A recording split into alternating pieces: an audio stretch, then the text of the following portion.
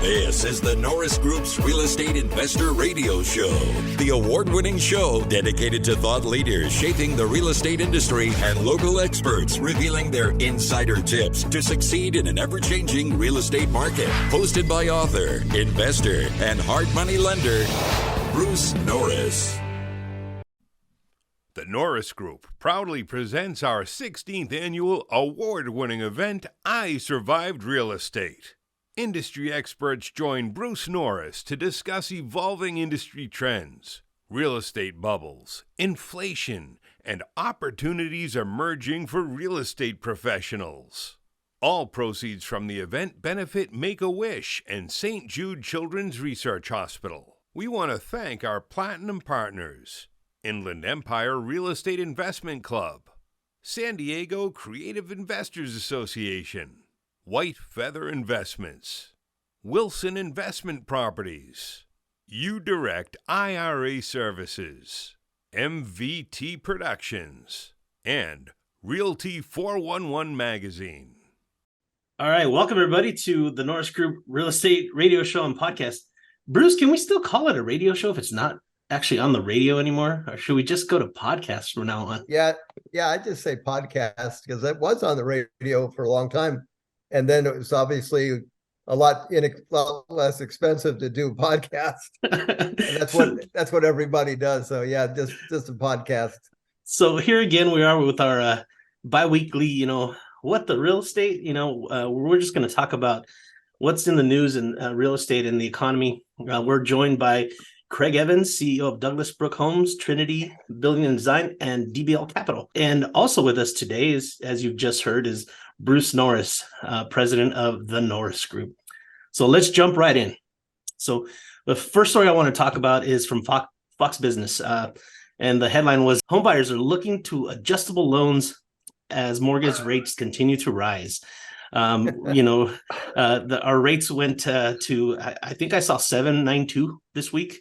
There's different ones, but mortgage applications increased for the first time in 3 weeks, pushed higher by a 15% jump in ARM applications. That's according to the MBA, the Mortgage Bankers Association president, Bob Brooksmith. He went on to say that with rates well above 7%, some prospective homebuyers are turning to ARMs to lower their payment in the short term amidst these high mortgage rates. The average contract interest rate for a 5/1 ARM right now fell to 6.33% this week, down from 6.49% from last week. So here's my question to the both of you. Do you think this trend is going to gain momentum? And then a second part of that question is, would this likely lead to some bad news in the future?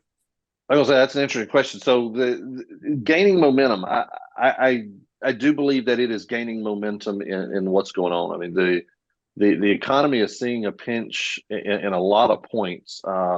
Even though inflation has ticked down a little bit, the interest rates are still pinching the purchasing power of the buyer. When you're saying a house that's sub 400, when you get a 1 point move on that, that's a $350 move on a payment. That's a significant change in affordability for the housing market. So people are definitely, what we're seeing is people are definitely looking towards ARMs. From a new construction perspective, we're starting to do rate buy downs for permanent rate buy downs. So yeah, I think that the gaining traction, I think we're going to start seeing a lot of that. I'm glad to see there's some longer term products that are coming out of it. For the last 6 months or so, a lot of it has been like a 2-1 buy down, things like that. I think there was a lot of hesitancy out of that because just of some of the uncertainty. Now with the 5-1s becoming a little more prevalent, people can breathe a little out of that. If we go back into the 06 and 07s where everybody was doing an ARM, but they were doing it because they were just trying to buy 17 houses at once. We get back into some longer ARMs where people have a little breathing room. I think people are going to go to a lot more of that just because it puts them back in play of being in the market, period. What also can happen is an ARM can do the other thing, can go down. So that's we kind of forget that because we always think, okay, when you get an ARM, it goes up after the like after the 5 years. Well, I've had arms that went down. So I had an arm in 1982, and I was delighted because that thing kept on going down like 1% a year for quite a long time. So the question about being in trouble later. So let's go out 5 years. My bet would be that they will have a chance to refi at a lower fixed rate than the adjustable rate. And I think that's probably what's going to occur, that on their own, they'll take out that 5/1 arm to a fixed rate because that's kind of where they want. But they probably will do that once it gets into something that starts with a 5. Another thing that's really interesting is the spread right now between the mortgage rate and a 10-year T-bill. So the 10-year T-bill spread usually is 1.5. It's right now 3. So, and it's because the fear is the interest rates are still not headed down. When that sentiment changes and you think, okay, now we're going to go down and we're going to have a recession, that margin can go back to normal and your fixed rate will go from 8 to 6.5 without the 10-year doing anything other than just normalizing the spread. So that's a big thing. So if the 10-year T-bill went down up by 1% and the spread came back to normal, you'd be at 5.5. What's really a good question is, okay, all these people that have fixed rate mortgages between 2 and 4, would they come off the sidelines in mass with product, or would the buyer come off the sidelines to buy? And my guess would be the second part would be true. I don't know how many people will be motivated to change a 3 into a 5, but I could see the buyer that's been dragging his feet getting off the sidelines and getting a fixed rate. So interesting times, definitely. And it won't necessarily have to be the 5 years, right? If, let's say, 2 years down the road, it's at the same, like, I go in right now at 6.5, or let's say 6.33, and then 2 years from now, 30-year fixed are at 6. I mean, I could always just pay the prepayment and get out and get into my 6 right there at that point, right? Yeah, that's right. I think that would be the mentality, and then you'd have a fixed payment, what it is forever. I think that's where most people would land. But right now they want to own a home and they can't own it at a fixed rate. So I was talking to a homeowner the other day that just happened to be in our sales center, and they were in, and we were talking, and they were specifically looking at the newer 5/1 product. And it was interesting because the gentleman said, and this is the first consumer that I've kind of heard through this, that said, listen, I'm betting on that I'll take the 5/1, and I'm betting on that within the next 6-8 months, the rate's going to go down. He said, and then for me, it will be the play of, because I've got a one-time adjustment, or I would have a one-time adjustment. Do I let that play out and go down more before I lock it again, and then wait to see what happens to go to a fixed? So I think it's interesting that even that person was playing that kind of working through that process. I think a lot of it comes down to trying to, especially in the affordability side, trying to educate the buyer on understanding what this market means for them, because our community's become so accustomed to a 2 or a 3. I think a lot of people have forgotten, hey, this is how we got to work this. That's right. I was just going to mention that, I was watching a YouTube presentation last night by a guy that has quite a following. He was talking about foreclosures are going up and all that. And so I looked at the numbers. So historically, I'm pretty familiar with the percentage of the market that has to have foreclosures, actively participating. And so last month in Florida, the total number of foreclosures represented 0.5%. 0.5. Bruce, but that's up 300% from last year. That's year right. over year. Yes, that's right. So, but people are so susceptible to that stuff because they don't know the history of it. That's just, and short sales were like way less than that. So the motivated seller in mass does not exist right now. Probably won't be existing for quite some time because they have a tremendous loan in place, and it's probably the payment's less than rent. And that's what causes price damage. Inventory that has to sell and controls all the comps of everything. We do not have that this time. All right, let's move on to our next story. Yahoo Finance had a story on the Social Security benefits will increase 3.2 next year. The Social Security Administration announced that a 3.2 cost of living adjustment for 2024. That's a little bit above the average for the last 20 years has been 2.6. But what's crazy is that last year it was 8.7. So it's a lot less. Now, if you look at, we look at long charts. What was interesting, I did see that in the 80s, coming out of, the 70s inflation, the cost of living adjustment for the Social Security Administration in 79 was 9.9, 1980 was 14.3, and in 1981 was 11.2. So what can you do? Here's my question. What can you do as a senior if you're already stuck relying on Social Security? And do you think Social Security will be there forever? Is that a promise that will be upheld through future generations? I'll go first. Yeah, I think it will. But what's interesting about when you get raises during inflation, you don't have net gains. So when you take a wage earner, we paid attention to people that were in construction. Their wages doubled during the 80s. Well, it's actually the 70s here. So while the home building boom was going on, say from 70 to 1980, their wages doubled. So if you were a plumber making $6, you made 12. Their buying power went down 28%.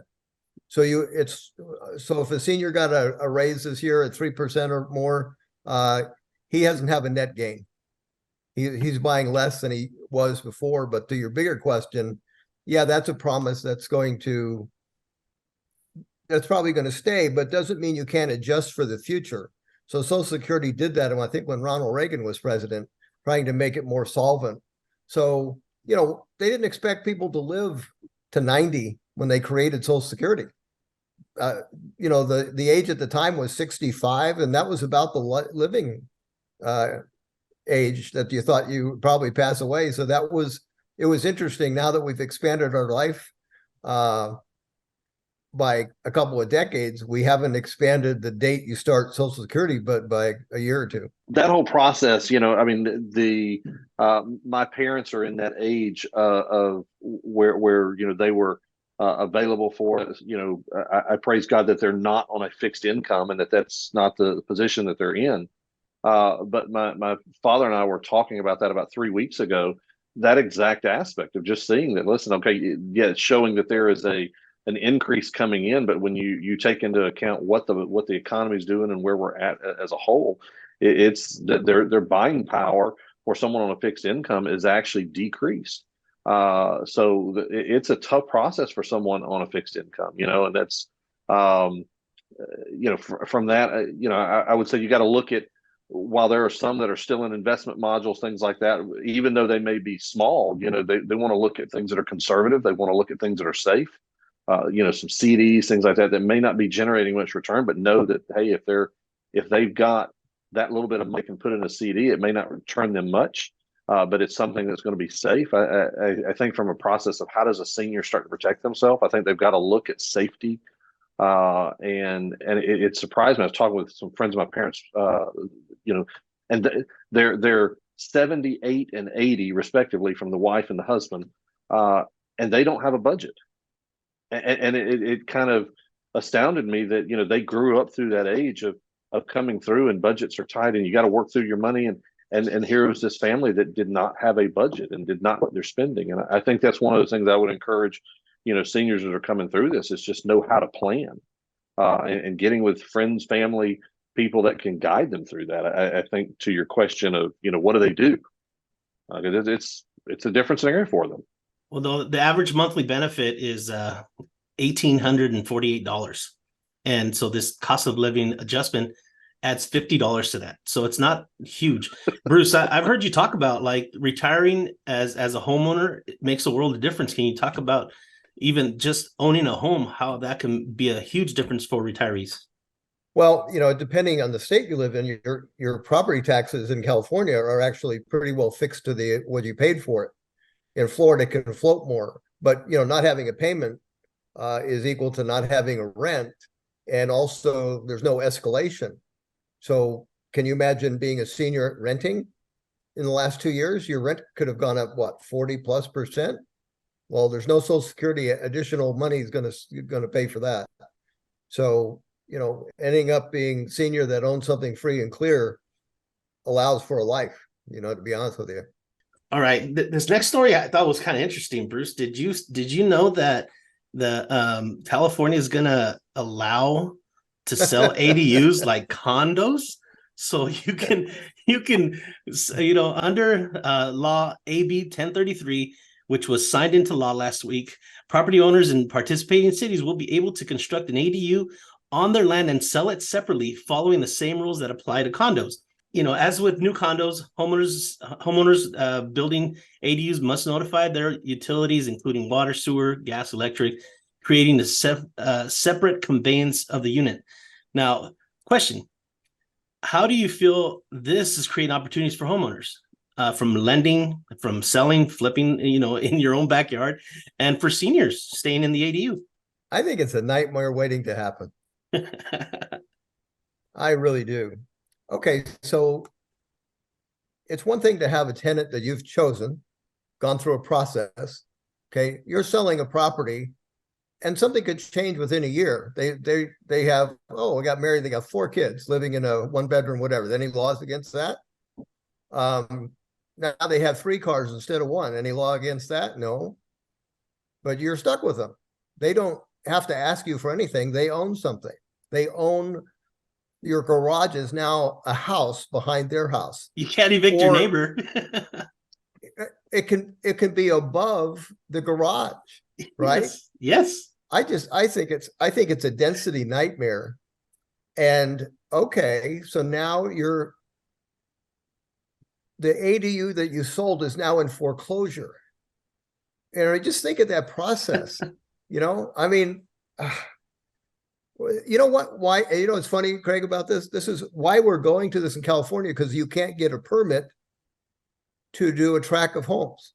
But the ADU law, they will have, you can have an ADU without the approval of the local government. That's approved by the state. And if it's not approved within a certain time frame, it's approved anyway. Wow. It's a wild card waiting to happen, man. And if I remember correctly from reading on this law as it was coming out, each individual property has to have its own HOA. Yeah, that was a little weird to me too. So you have to create an HOA. So does the who do you pay? Well, so I guess the original owner is who's the HOA manager, and I just. Well, I mean, Craig, some of these places that are big enough, you can put 3 and 4 units back there. So imagine, like, you got 4. I mean, Bruce was just talking about just 1. Imagine multiplying that by 3 or 4. Well, so what? Here's the interesting play. Does this mean that you've got the grandmother and grandfather that are on a fixed income and have owned their house since the 1960s and don't own anything on it?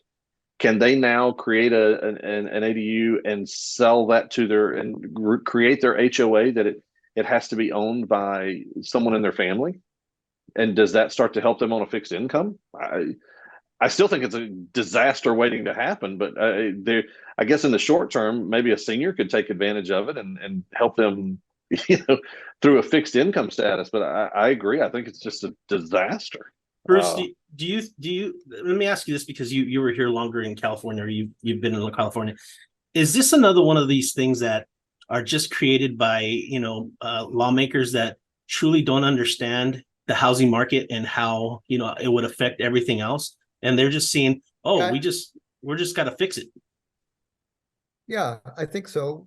San Bernardino had a 4-plex area. That's quite interesting, Craig. They had need for affordable housing.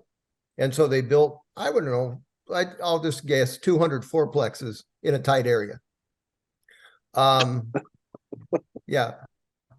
Within 15 years, they tore them all down one at a time. So the best listing statement I ever heard. So we were buying these things at 40 grand, 4-plexes in California, fixing them and selling them for a profit.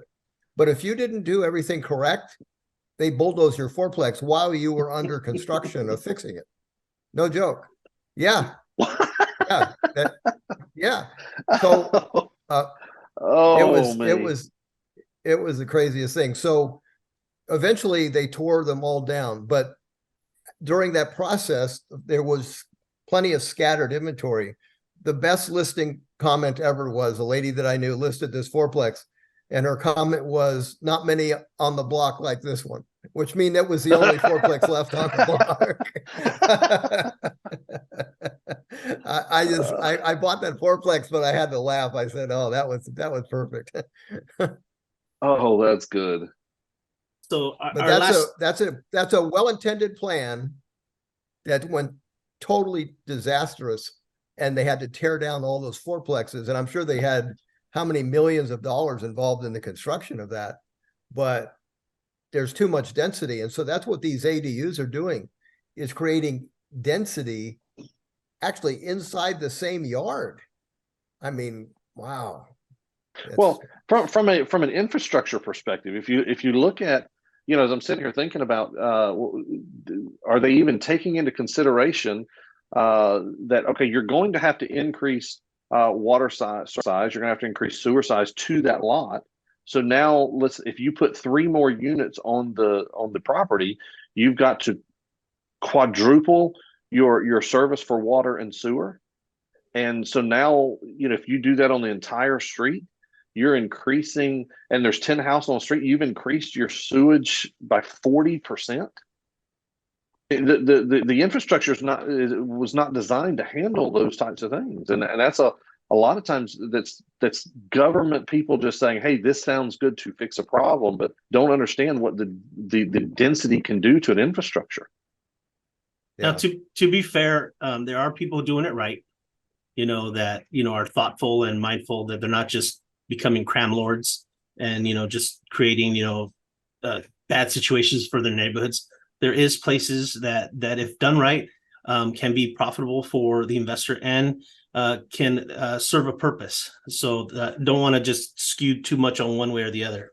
All right. And the last story we want to talk about is there's been tones of this in everything we've talked about. Story and Fortune had the CEO of Bank of America warned in March that consumers were going to get pushed to the point of pain. And it looks like, according to him, that they're there, so I won't get too much into the story, but basically saying that, household savings are being depleted because everything costs more. So everybody stacked up this war chest in 20 and 21, but now they're having to spend it because inflation's catching up. So Bruce and Craig, I don't know, you and I are sort of the same age, so we didn't really have too much familiarity with the recession in the 70s. But Bruce, do you see any similarities on how inflation in the 70s recovered, how things are going now?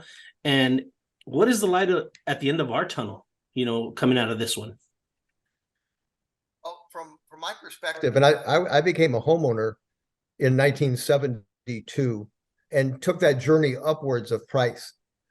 That made all the difference because I had a fixed payment.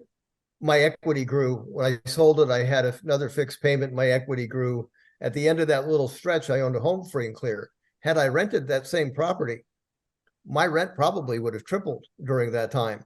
So that's what, we're talking about the wages going up, but everything else went up. So there was really it was a big deal owning a property. So when you had a chance in the last few years to get a mortgage rate or 2 or 3, that story for those people was very different than the people that didn't get into ownership and now have all the inflation on the side and the rent.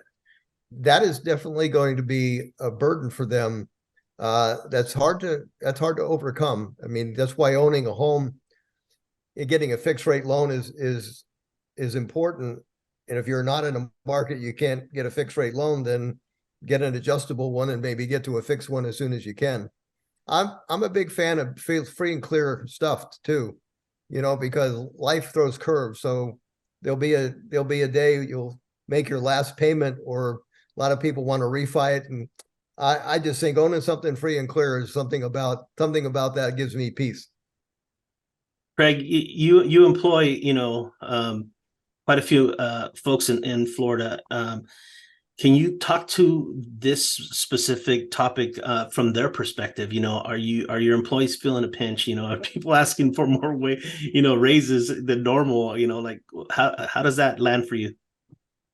Yeah, it's our cost of wages has definitely increased. That's been a major driver, and actually one of the sustainers of price holding right now from the cost of construction is wage, because we've got to pay people to where they can at least live. But the reality is their buying power has greatly decreased right now. So it's a big thing. I've got people that a year ago were at $15 an hour, and now they're at $23 an hour, and they're worse off now than they were 2 years ago. It is definitely a struggle out there for them right now. And when they didn't own something free and clear, and just like Bruce is talking about, when they're seeing the pinch of rent, they're seeing the pinch of trying to get into homeownership, it's a tough battle for them. But that's unfortunately that's the economy we're in. I should mention that during that journey, after I owned a house free and clear, I got in this buying business, and just so happened financing at the time was 17.5% fixed. So I refinanced my house at 17.5, and with my wife crying as she signed the loan doc. So that's a bummer, huh? I just want to know, Bruce, did you siphon gas in the 70s? Did what now? Did you siphon gas? No. I worked for a gas station. I didn't get a discount, as I recall. We're getting close to I Survived Real Estate. We're just a little over 7 days out. And one of the things that I created for the program was the history of the Roney Award. We put a little, it's almost like a little yearbook. Jack Fullerton in 2014, Ward Hannigan in 2015, 2016 was Mick Blackwell. Fixer Jay DeSima in 2018, Dykes Bodiford, I believe a fellow Georgian there, Craig, 2019. Yep. Peter Fortunato and John Schaub were given the award together in 2017, and last year was Jack Miller. Bruce, I mean, you can't really say, hey, which one of these guys stand out, but is there something you want to say about the group overall, or maybe somebody that had a little, someone who taught you a little bit different or something special? Did you want to mention something about them? I think what's great about the idea of the award is it was based on what Jim Rohn did for my life. Jim Rohn changed my life in 3 hours, and that was awesome. He's to me, if I want to motivate myself, I find a Jim Rohn talk on YouTube, and it's just like what happened to me 40 years ago.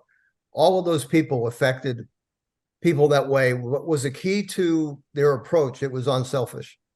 They didn't need anything to happen money-wise because they taught. They taught for exactly the right reason. Their reputation was spotless. And that's what that award stands for, and that's why Aaron will be the last recipient of that because that's who he was, as you know. That's Aaron's reputation is that he was as unselfish as they get and as giving as they get. I'm getting the videos in now, and you couldn't be more spot on. That is the resonating thought from everybody who sent me a video so far, is how selfless he was and wanted you to succeed more than him. Yeah, that was that. And he's consistent with who this group is. So when you're a teacher and you get a call from your student who's found a great deal, it's better than you buying a house yourself. It really is. You realize, wow, okay, because you just know you helped change somebody's life and future. They become an entrepreneur.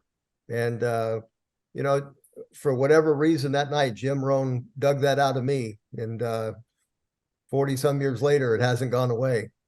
Craig, have you had, have you been to seminars? Like who's your favorite, speaker, teacher in the real estate world? This will sound probably a strange comment, but honestly, Bruce Norris. Really? I didn't expect Yes. that one. No. I've been in several different industries, and some of you that know my background know that I've been on stage and the whole hype scene. I've been through that, right? So a lot of the guys that I've sat under and been through and stuff, I see a lot of it as what the hype is. When I met Bruce, for me, that was a changing process to see that there are people in this industry that are they're just as we were talking about Aaron, the same thing that we've embodied in Aaron, that Aaron embodied in that process. A lot of that came from the man on speaker with us here, Bruce, from living that out day in and day out. And so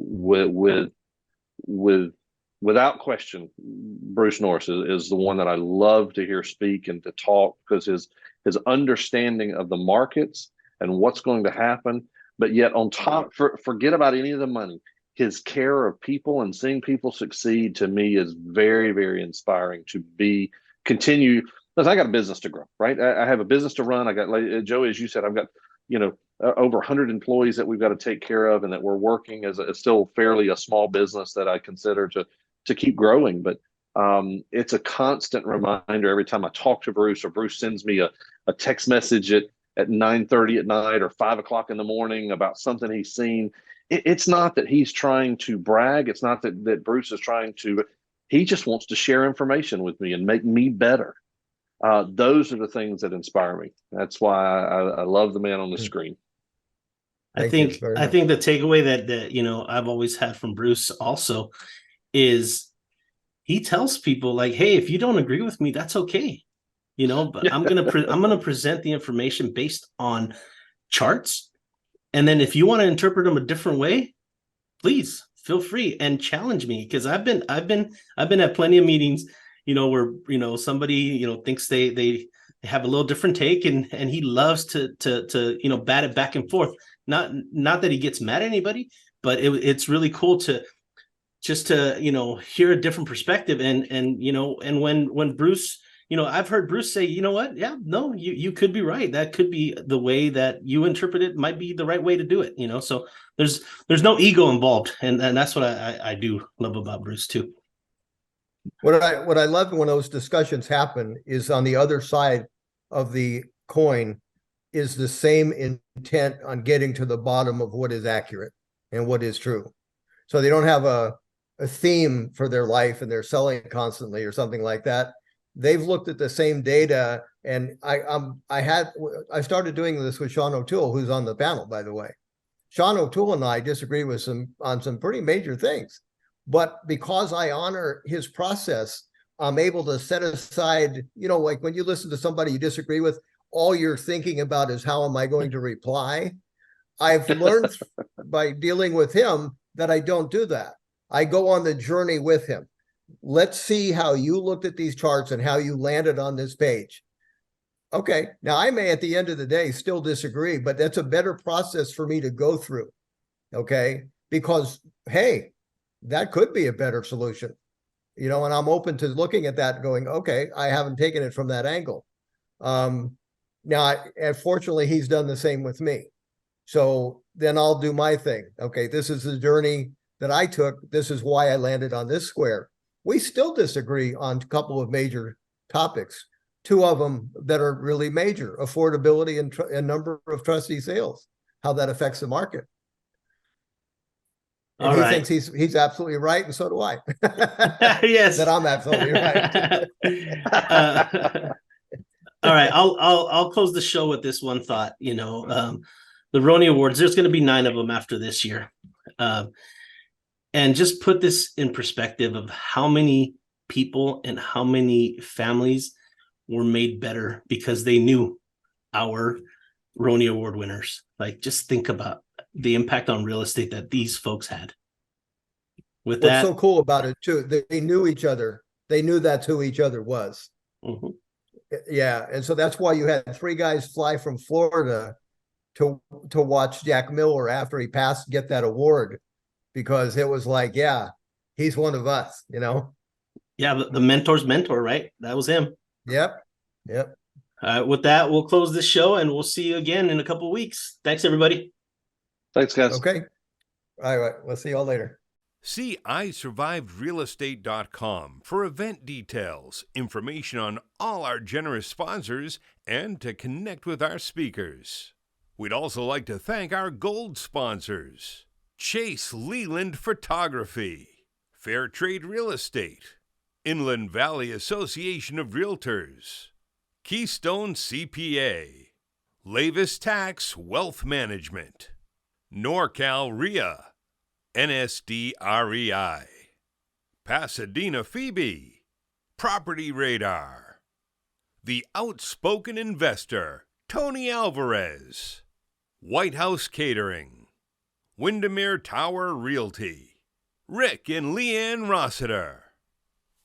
See isurvivedrealestate.com for event details. For more information on hard money loans and upcoming events with the Norris Group, check out thenorrisgroup.com. For information on passive investing with trust deeds, visit tngtrustdeeds.com.